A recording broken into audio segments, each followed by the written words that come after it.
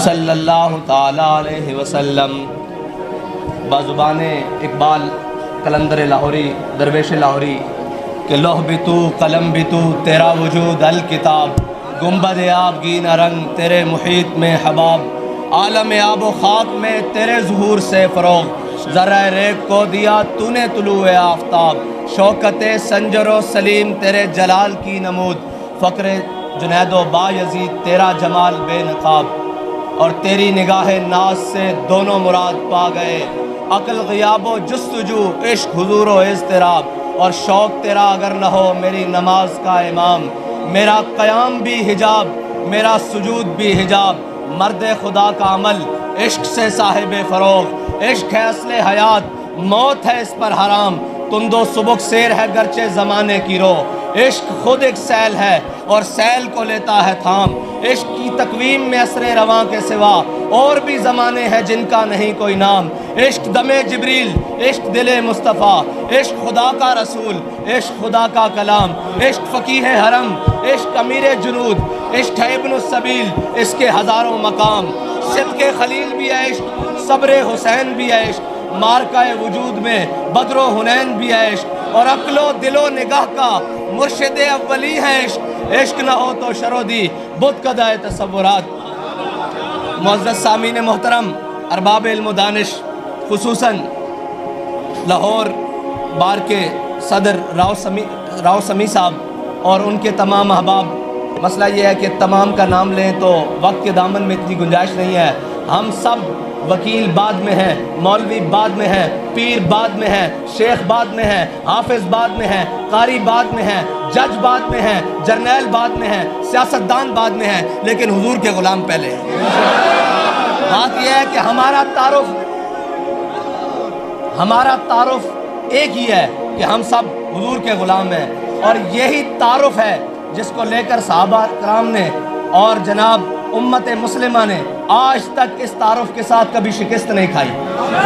اگر یہ تعارف شکست کا باعث ہوتا تو 1929 سے لے کر آج تک میانی صاحب بھرا پڑا ہے قبروں سے لیکن جس کی قبر زندہ ہے اس کا تعارف یہی ہے کہ وہ غازی علم الدین ہے وہ حضور کی غلامی سے اگر کسی کا تعارف زندہ رہ سکتا ہے قیامت تک تو وہ حضور کی غلامی سے رہ سکتا ہے ورنہ مٹے نامیوں کے نشاں کیسے کیسے زمین کھا گئی آسماں کیسے کیسے اور قبر پہ کوئی پوچھنے والا نہیں ہوتا شمع بھی جلاؤ تو اجالا نہیں ہوتا ہاں لحد میں عشق رخ شاہ کا داغ لے کے چلے اندھیری رات سنی تھی چراغ لے کر چلے ایک سبق ہے جس کو ہم اپنے دلوں میں راسخ کر لیں ہم اپنے دلوں میں جگہ دے لیں کہ بھائی میری بات سنو ہم سب کا احترام کرتے ہیں مگر مصطفیٰ کے بعد بالکل یہ اٹل بات ہے اگر اس کے اوپر کوئی حرف آئے گا نہ ہم اپنا مال دیکھیں گے نہ جان دیکھیں گے نہ عزت دیکھیں گے نہ دولت دیکھیں گے نہ وطن دیکھیں گے نہ وطن کی حدیں دیکھیں گے کیونکہ ہر ملک کے مایست کہ ہر ملک مل کے خدائے مایست اگر کوئی بات ہمارے آقا و مولا کی عزت پر کرے گا تو اسے یاد رکھنا چاہیے ہمارے لیے ریڈ زون ہے یہ وہ 295 سی ہے بس ہم اس سے ایک منٹ جی تشریف رکھیں ایک منٹ مجھے بات کر لینے دیں میں ان سب سے نعرہ لگواتا ہوں بے فکر رہے بات کر رہے ایک منٹ سمجھا تو لینے دیں اصل مسئلہ یہ ہے کہ امت مسلمہ آج تک کبھی حضور کی عزت کے مسئلے میں تقسیم نہیں ہوئی یہ یورپ کی چال ہے وہ سمجھتے ہیں کہ یہ فاقہ کش جو موت سے ڈرتا نہیں ذرا روح محمد اس کے بدن سے نکال دو لیکن یاد رکھنا جب تک یہ مائیں غازی علم الدین پیدا کرتی ہیں جب تک یہ مائیں غازی ممتاز قادری پیدا کرتی رہیں گی جب تک یہ مائیں حافظ سعید جیسے رجال پیدا کریں گی اور جب تک یہ مائیں علامہ خادم حسین رضوی جیسے عاشق رسول پیدا کریں گی بات سنیں اگر عشق سریا ستارے پر بھی چڑھ کر بیٹھ جائے یہ رجال کھینچ کر واپس امت کے دلوں میں ڈال دیں گے بات یہ ہے کہ ہمارا تعارف یہی ہے اور وہ مودی اور اس کے ہمنوا حضور کی شان کے بارے میں بات کرتے ہیں تو یاد رکھنا مسلمان ہر چیز پر سوداگری کر سکتے ہیں ہر چیز پر بات چیت کر سکتے ہیں ہر چیز پر بیٹھ کر بات سمجھ سکتے ہیں لیکن جب ان کے نبی کی عزت کے بارے میں بات ہونا تو پھر وہ 313 ہو کر 1000 کو لٹا کر رکھ دیتے ہیں پھر وہ ہوتا کیا ایک منٹ تھوڑا جا صبر کر لو پھر نہ اگر یہ بھی موقع بن جائے کہ غازی علم الدین شہید کو جب شہید کر دیا گیا، جنازہ ہو گیا، جنازے میں تو پھر منظر ہی اور جناب عاشق کا جنازہ ہے، ذرا دھوم سے نکلے۔ بات یہ ہے کہ ہم یہاں سے نکلیں، اہمیت یہ رکھتا ہے کہ اس کے باہر جانے کے بعد ہماری عزت کیا ہے۔ زندگی کی اہمیت یہ ہے کہ جب دنیا سے بندہ جا رہا ہو تو کہنے والا جائے کہ یہ مومن جا رہا ہے۔ یہی زندگی کی آخری سانس کے مطلب ہی یہی ہے، ورنہ زندگی کا مقصد کوئی نہیں۔ غازی علم الدین جب دنیا سے چلے گئے تو 1 سال بعد ہندوؤں نے پھر وہ جناب اس کا پروگرام کیا، وہ گندی کتاب لہرائی ہندو نے سٹیج پر چڑھ کر کہ مسلموں تم کیا سمجھتے ہو کہ تم نے راجپال کو مار دیا ہے، ہم یہ کتاب نہیں چھاپیں گے تو ہم یہ چھاپیں گے دوبارہ۔ تو ایک سیدھا سادہ مسلمان، نہ حافظ، نہ قاری، نہ مولوی، نہ پیر، نہ برسٹر، وکیل، کوئی بھی نہیں، اس کا کوئی بھی تعارف نہیں، ایک سیدھا سادہ مسلمان وہ اٹھا اور کھڑا ہو کر اس نے ہندو کے سامنے ایسے پکڑ لیا۔ علامہ اقبال کہتا ہے قوت سلطان و امیر از لا الہ۔ ہمیشہ یاد رکھنا جب قوت انسان کے اندر آتی ہے نا تو وہ لا الہ کی برکت سے آتی ہے، اور لا الہ یہاں سے پڑھا ہو، زبان کا نہیں۔ خرد نے کہہ بھی دیا لا الہ تو کیا حاصل، دل و نگاہ مسلمان نہیں تو کچھ بھی نہیں۔ آج 57 ممالک کے مسلمان، کوئی ایک بھی صلاح الدین ایوبی کا جانشین ہوتا، کوئی ایک بھی محمد بن قاسم کا جانشین ہوتا تو یہ ہندو، یہ فرانس، ان کی جرت تھی ہمارے آقا کے بارے میں بات کرتے ہیں۔ یہ کہتے بھائی ہم نے یہ شاہین، حطف، یہ خالد، یہ غوری، یہ ٹینک، یہ درار، یہ سارا کچھ رکھا ہی حضور کے نام پر ہے، ورنہ ہم نے شبرات کے لیے رکھے ہوئے ہیں۔ وہ ٹینک کیا کریں جس کو ٹاکیاں مار مار کے خود تھک گئے ہیں، وہ کس دن کام آئے گا جب حضور کی عزت پر پہرا نہیں دینا۔ اچھا تمہاری عزت کی بات آئے، لانگ مارچ بھی ہوں، کسی کی عزت کی بات آئے اس کے اوپر پرچے بھی کٹ جائیں، کسی اور کی عزت کی بات آئے، وہ رات میں سخت بات کرنے لگا ہوں اس لیے کہ حضور کی عزت سے بڑھ کر کسی کی عزت نہیں ہے۔ وہ اس لیے نہ میں ڈر کے کرتا ہوں، ہم تو لبے بام بھی پکارا، سرے دار بھی صدا دی، میں کہاں کہاں پہنچا تیری دید کی لگن میں، اس لیے کہ ابھی تک یہ کہہ رہے ہیں فدا کا ابھی و امی۔ یہ بھائی یاد رکھنا ناموس رسالت کا مسئلہ ٹویٹوں سے حل نہیں ہوتا، یہ میدان لگانا پڑتا ہے، اور میدان بھی ایسا لگانا پڑتا ہے کہ اگر تم آ رہے ہو تو ہم حضور کے دین کے لیے حاضر ہیں، ہم حضور کے نام پہ کٹنے کے لیے حاضر ہیں۔ یہ امت، یہ مائیں، یہ ماؤں نے اپنے بچے رکھے اس لیے ہوتے ہیں کہ یہ ان بچوں کو جا کر حضور کے نام پر کٹوا دو۔ میں آپ سے گواہی دیتا ہوں، یہ پیچھے فرانس کے مسئلے میں جتنے بھی شہید ہوئے، کسی ایک کی ماں نے آ کر یہ نہیں کہا کہ یہ آپ نے ہمارے ساتھ کیا کیا، ہمارے بچوں کو جناب ذبح کروا دیا۔ انہوں نے کہا کہ ہم خوش ہیں، کیونکہ حضرت ام خنسا جب احد کی جانب چلی نا تو حضور سید عالم صلی اللہ علیہ وسلم کے بارے میں پتہ چلا کہ حضور کو نقصان پہنچایا کافروں نے، تو رستے میں چلی تو کسی نے آ کر کہا آپ کا بھائی بھی دنیا سے چلا گیا، شہید ہو گیا جنگ میں۔ انہوں نے کہا پیچھے ہٹ جاؤ، مجھے حضور کا بتاؤ۔ پھر آگے چلی، انہوں نے کہا آپ کا شوہر بھی دنیا سے چلا گیا، انہوں نے کہا پیچھے ہٹ جاؤ، مجھے حضور کا بتاؤ۔ آگے چلی تو انہوں نے کہا جناب آپ کا باپ بھی دنیا سے چلا گیا، آپ نے کہا پیچھے ہٹ جاؤ، مجھے حضور کا بتاؤ۔ آگے آئیں تو کسی نے کہا آپ کا بیٹا بھی دنیا سے چلا گیا، آپ نے فرمایا پیچھے ہٹ جاؤ، مجھے حضور کا بتاؤ۔ جب یہ 4 رشتے ہوتے ہیں کسی خاتون کا عزت سے دنیا میں جینے کے لیے، یہ بڑے 4 اہم رشتے ہیں۔ جب چاروں رشتے چلے گئے، سامنے حضور کو دیکھا تو حضور کا دامن کرم تھام کر کہا کل مصیبت بعدک جلل، یا رسول اللہ آپ کے ہوتے ہوئے کوئی پریشانی ہمیں پریشان کر سکتی ہے؟ ہم بھی یہ کہتے ہیں جب ان کی ناموس سلامت، ان کی ختم نبوت سلامت، ان کا نام رہے، ہمارا کچھ رہے نہ رہے، ہم سب کچھ قربان کرنے کے لیے تیار ہے۔ اگر امت یہ جذبہ آج بھی رکھتی ہے تو یہ چند ناہنجار جو ہمارے اوپر مسلط ہے ان کا کام ہے نا، ورنہ نمائندگی اگر کوئی آ کر دیکھے تو صحیح نیچے شعلے بھڑک کس طرح رہے ہیں عشق کے، کوئی آ کر کسی وکیل کو اٹھا کر دیکھ لے، کسی جناب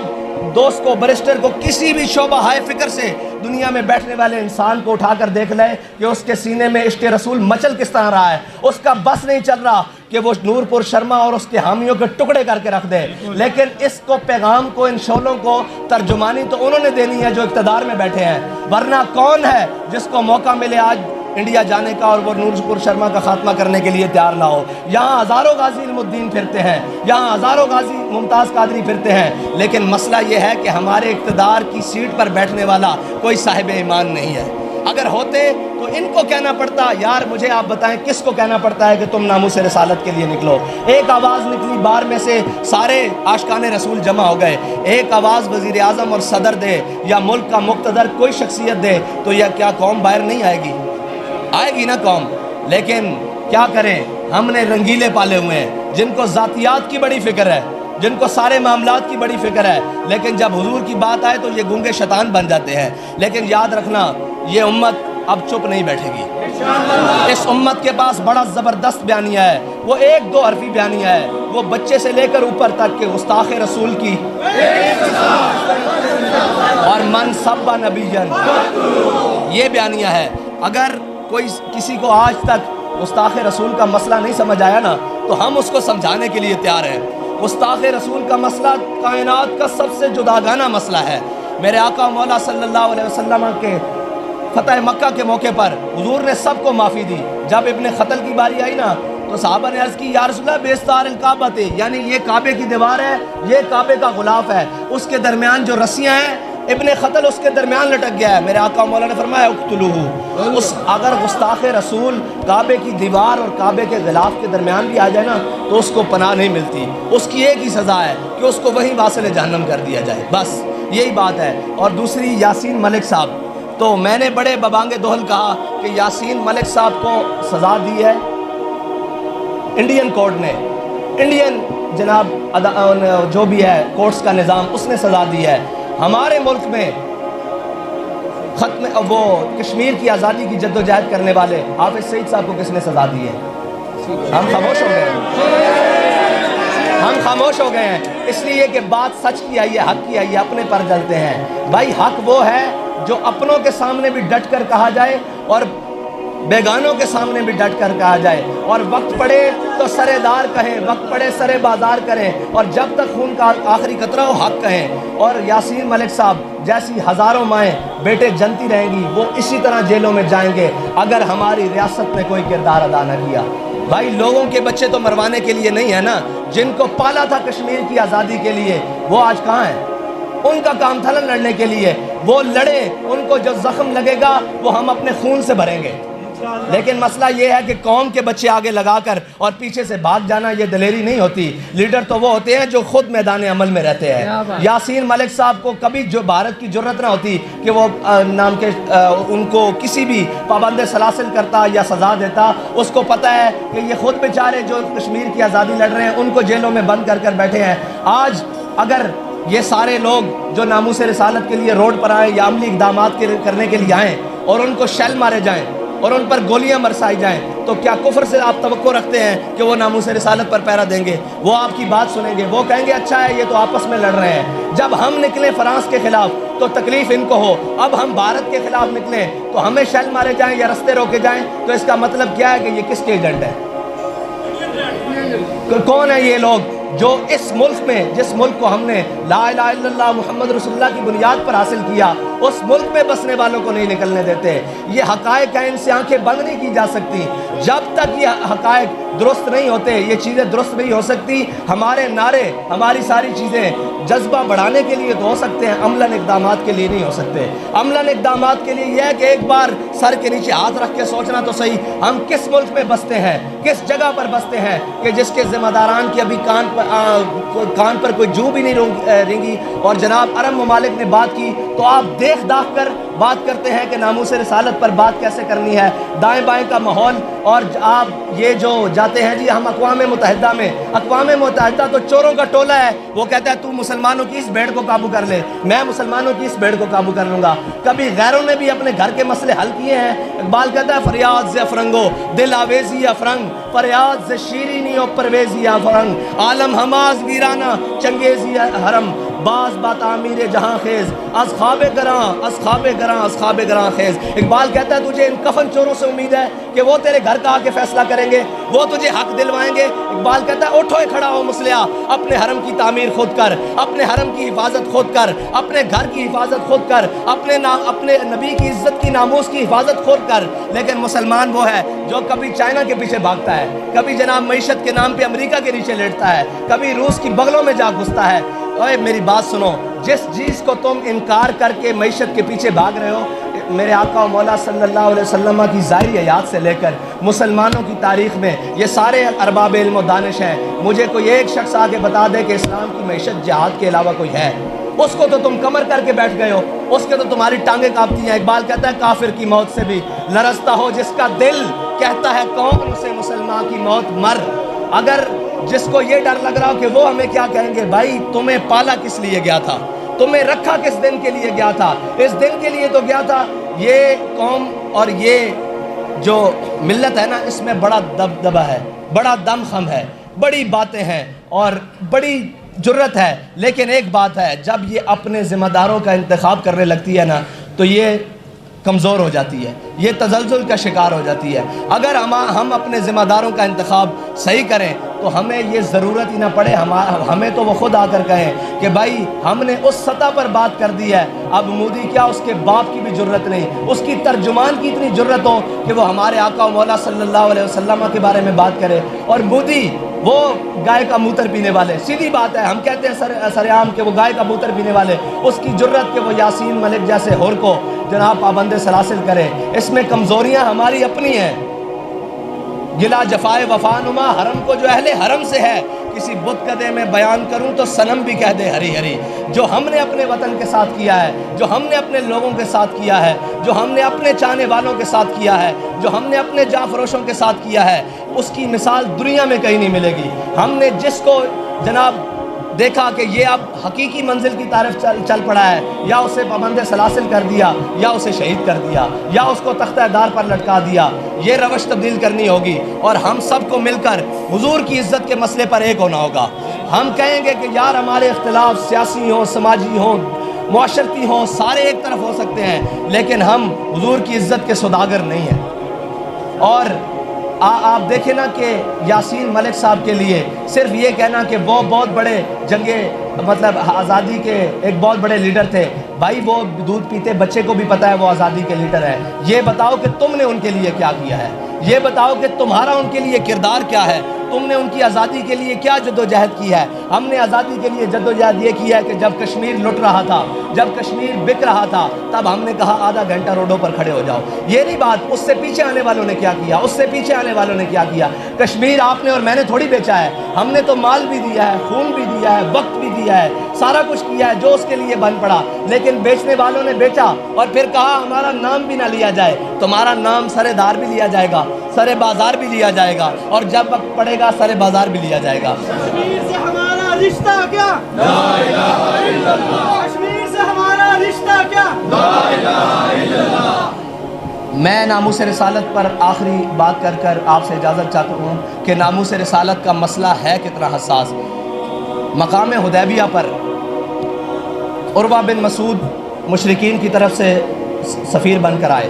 جب وہ آئے تو انہوں نے حضور سید عالم صلی اللہ علیہ وسلم کے سامنے بیٹھ کر بار بار ایسے حضور کی داڑھی کی طرف ایسے ہاتھ بڑھایا، یا رسول اللہ جانے دیں، یا رسول اللہ جانے دیں۔ پیچھے سکے بھتیجے مغیرہ بن شعبہ جو ایمان لے آئے تھے، حضرت مغیرہ بن شعبہ جو مسلمان ہوئے تھے، وہ حضور کی حفاظت کے لیے ایسے کھڑے ہوئے تھے۔ جب مغیرہ بن شعبہ وہ عروہ بن مسعود کا بار بار ایسے ہاتھ حضور کی داڑھی کی طرف بڑھا نا، تو حضرت مغیرہ بن شعبہ یہ نہیں دیکھا سامنے سکا چاچا آیا بیٹھا ہے، آپ نے تلوار کا دستہ نکالا اور اپنے چاچے کے ہاتھ کے اوپر ایسے مارا، اور آپ نے فرمایا آخر یدک عن لحیۃ رسول اللہ واللہ تصل الیک۔ کہا چاچے تو چاچا ضرور ہے، لیکن حضور کی داڑھی کی طرف سے خوشامد کی طرف ہاتھ کر رہا ہے، یہ بھی پیچھے کر، اگر دوبارہ بڑھا تو یہ کٹا ہوا واپس جائے گا۔ ہم یہ پوری دنیا کو کہنا چاہتے ہیں کہ آپ جو مرضی معاملات کریں، لیکن ہمارے آقا و مولا کی عزت کی طرف کوئی آنکھ اٹھی تو وہ پھوڑ دیں گے، کوئی زبان اٹھی تو وہ گدی سے کھینچ لیں گے، کوئی ہاتھ اٹھا تو وہ یہاں سے نہیں چھانوں سے کاٹ کر واپس بھیجیں گے۔ یہ امت میں ابھی لوگ باقی ہیں جنہوں نے حضور سید عالم صلی اللہ علیہ وسلم کی عزت پر پیرا دینا ہے، اور وہ بھارتی مسلمان، میں سب سے زیادہ خراج تحسین ان کو پیش کرتا ہوں کہ جو اتنی پابندیوں کے باوجود، جو اتنی مشکلوں کے باوجود، جو اتنے ظلم و ستم کے باوجود آج بھی بھارت کی سڑکوں پر اور جناب ایک ایک گلی کے اندر یہ نعرہ لگا رہے ہیں کہ گستاخ رسول کی ایک سزا، گستاخ رسول کی ایک سزا، اور وہ آج بھی بھارت کی گلیوں میں کھڑے ہو کر کہہ رہے ہیں کہ ہم اگرچہ اقلیت ہے لیکن حضور کی عزت کے مسئلے پر ہم اپنے آپ کو قربان کر دیں گے۔ اسی جذبے کی ضرورت ہے، اسی ہم آہنگی کی ضرورت ہے جس کو لے کر ہم یہ پیغام پوری دنیا کو دیں کہ بھائی سب کچھ برداشت ہو گیا، ہم اس بات سبق کو پڑھ چکے ہیں کہ ادب گاہیس زیر آسماں از عرش نازک تر نفس گم کردہ می آیت جنید و با یزیدی جا۔ اللہ تعالیٰ مجھے اور آپ کو عمل کی توفیق عطا فرمائے اور ہماری سیاسی اور عسکری قیادت کو امریکہ اور نیٹو کی غلامی سے نکال کر حضور کی غلامی عطا فرمائے۔ وآخر دعوانا الحمدللہ رب العالمین۔